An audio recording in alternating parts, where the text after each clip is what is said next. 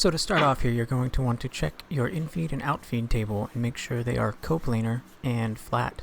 Do this by raising your infeed table all the way up and checking it against the outfeed table for coplanar. Just use a straight edge for this and check both parallel to the tables and diagonal, and just see if you see any light underneath the straight edge.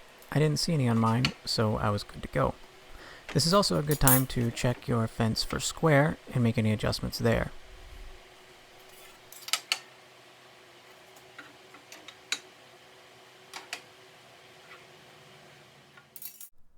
Next, I decided to change the knives in my jointer.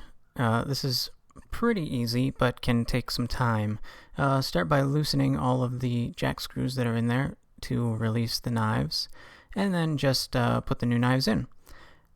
When you're tightening the jack screws, only tighten 2 of them and tighten them just enough to hold the blade in place, because we need to adjust the height of the blade.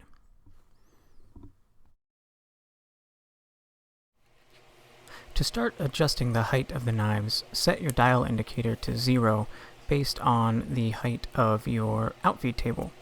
And then that 0 is the height that you want to set your knives to.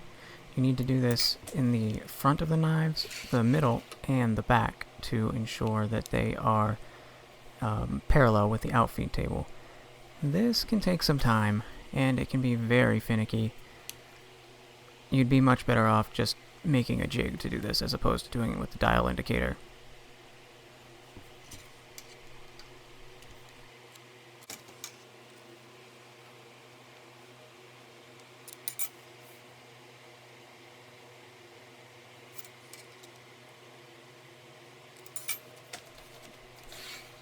And so once the knives are set in place, just go ahead and tighten up all the other jack screws.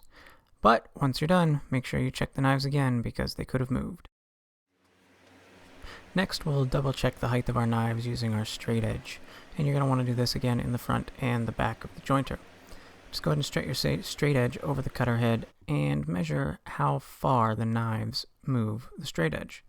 If they move them the same distance, then you're good to go. And with that done, we can go ahead and adjust the distance that the infeed and outfeed tables are from the knives. You want the infeed and outfeed table as close to the knives as possible without touching them, of course. And this is what helps to reduce breakout when you're jointing your lumber.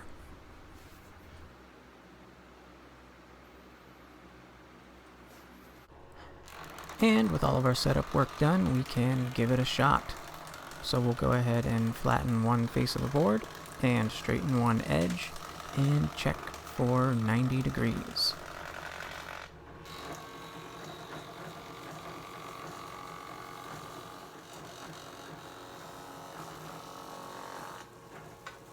And there we have it. It took a little while, but we got there.